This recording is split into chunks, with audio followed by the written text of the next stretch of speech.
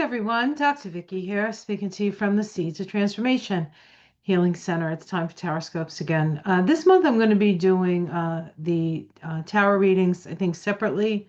So this will be the tarot scopes for the sign of Aries. That's Aries Sun, Aries Moon, Aries Rising. I usually do that along with the astrology. I may talk about a little bit of astrology during this reading, but I think I'm going to leave that for a separate video. That way these videos aren't too long for you.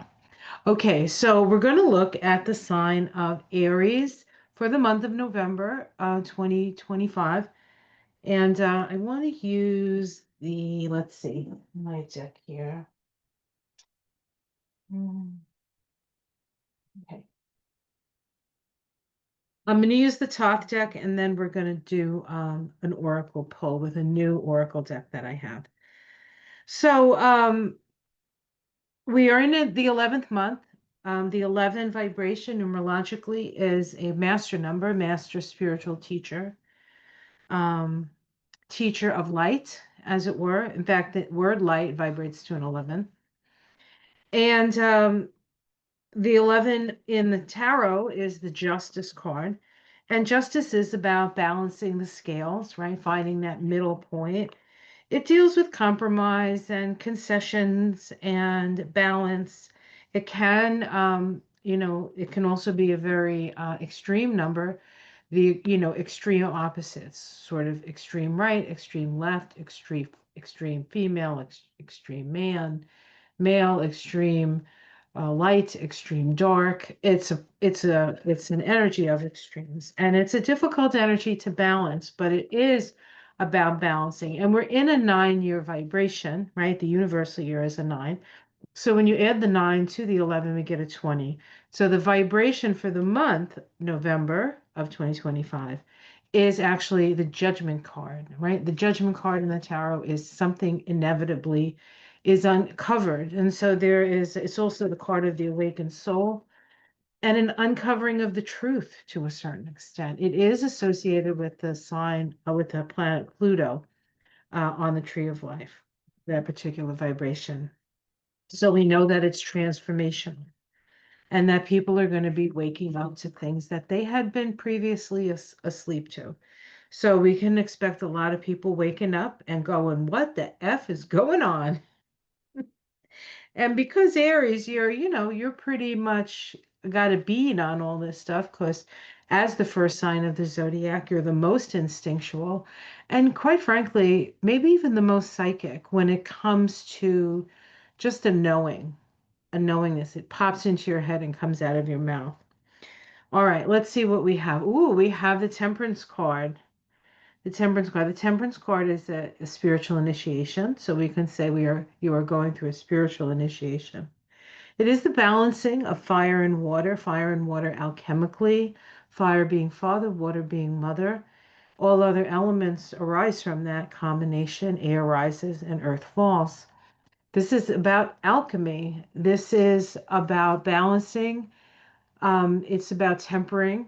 And so you're not, it's a time not to get caught up in extremes, despite the fact that you're being exposed to extremes, like we do when we temper steel, right? The stronger, if you want the stronger the steel to be, the more you have to punish it. Like, and I don't mean that we need to be punished. That's not what I mean. But you take the steel, you put it in the fire, it becomes molten. Then you take your Thor's hammer and you bang the crap out of it, and then you plunge it into water.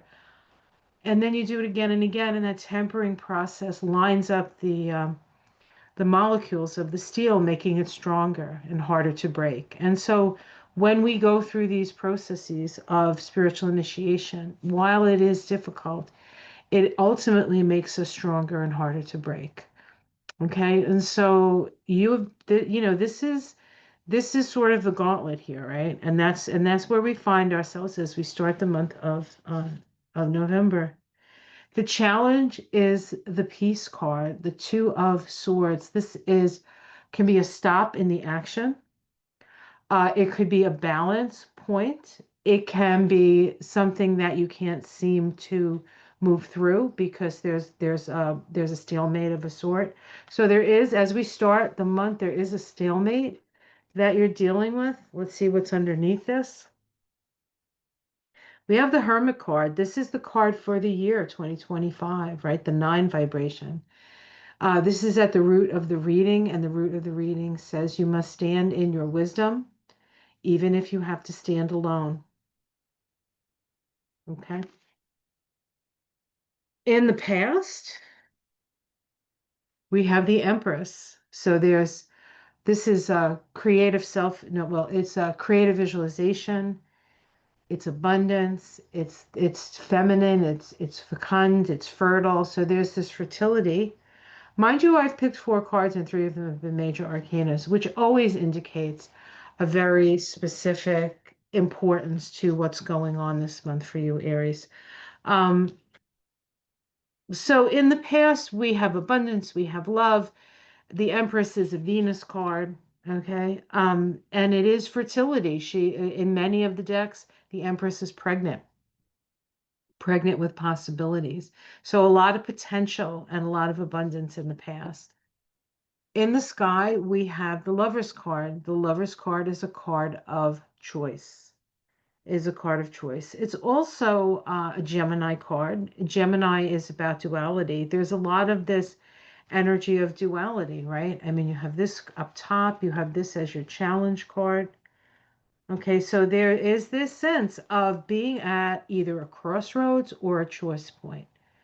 So you're at a crossroads or a choice point this month. Let's see what's the card for the month. This is the immediate future. I usually see this as the energy of the month.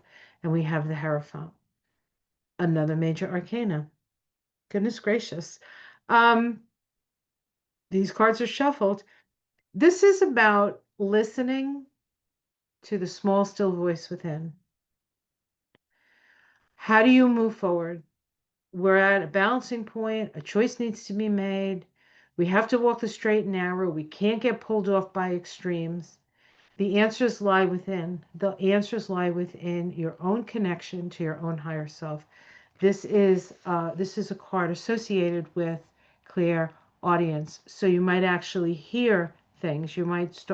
Somebody may call your name, or you're trying to make a decision and you hear a no in your head, or a go for it, or a yes.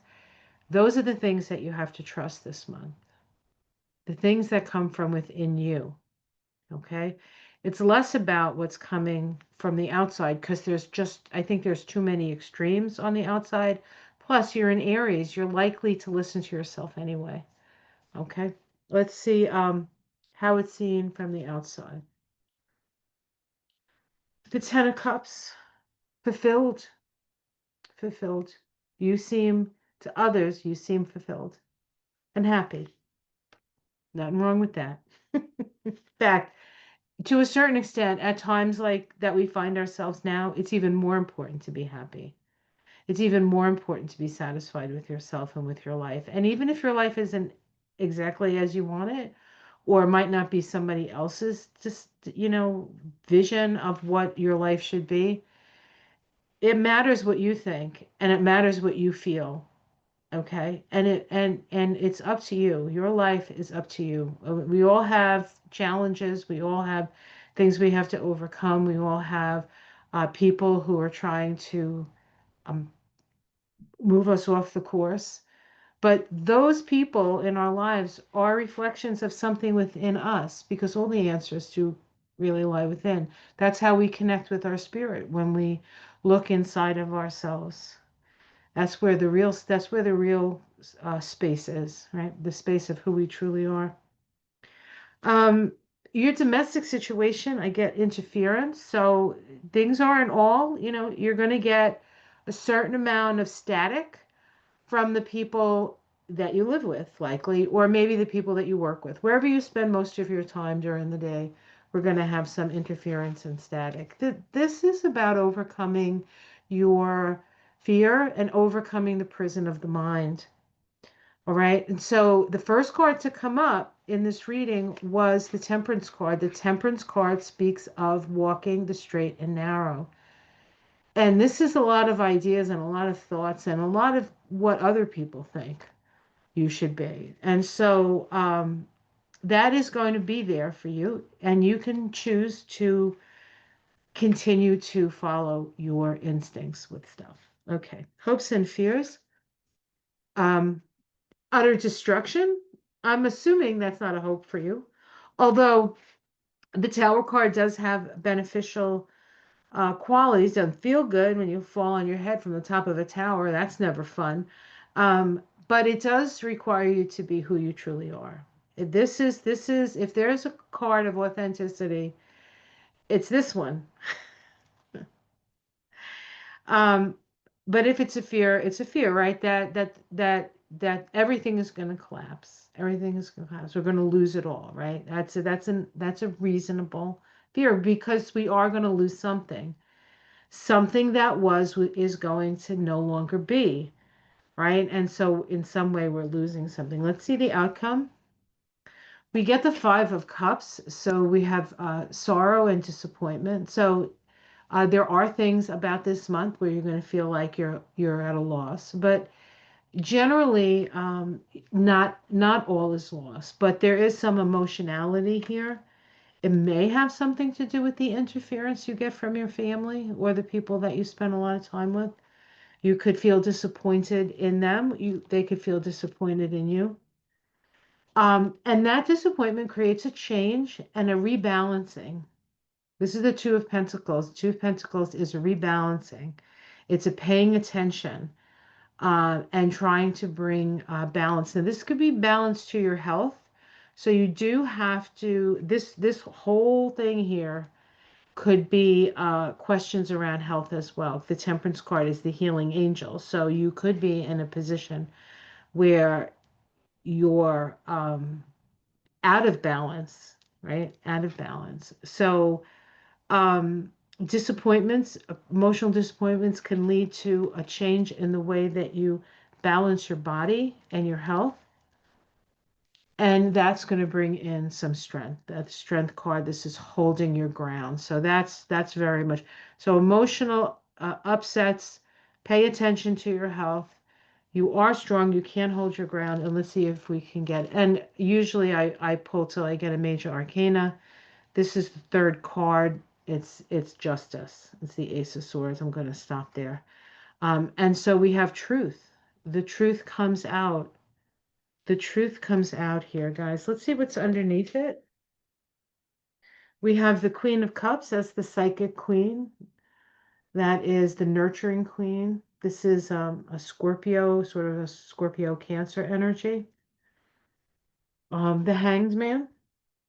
This is about seeing the situation from a different perspective.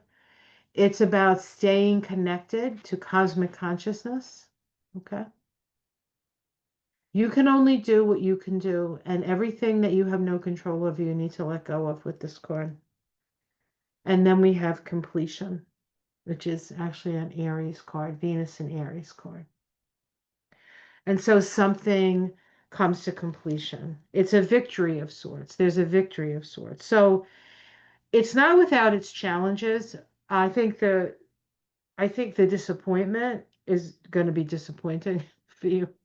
Other than that, I think that you're in a good place if you keep your balance. Um, Understand what is in your control and what's not. Listen to that small, still voice within. Foster balance. Stand in your wisdom, even if not everybody agrees with you. But in the end, the truth sets us all free, really.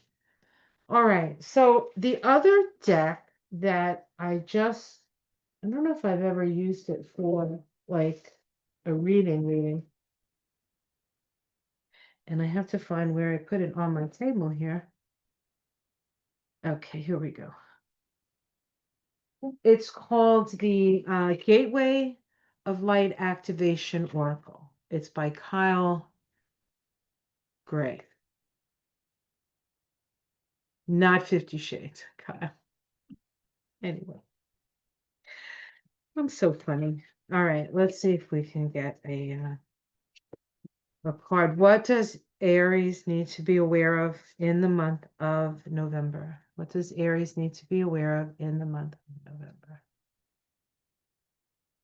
month of November? in the month of November. Okay.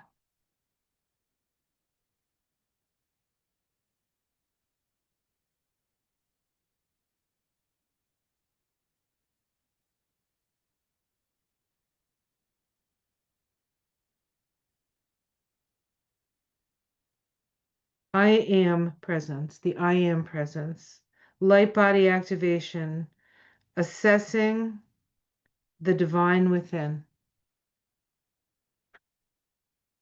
the I am presence.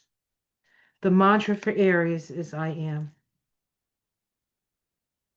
You are the I am presence. We all are. We all have an I am presence. Okay. I'm going to read this to you. I'll hold the card up because it is pretty lovely.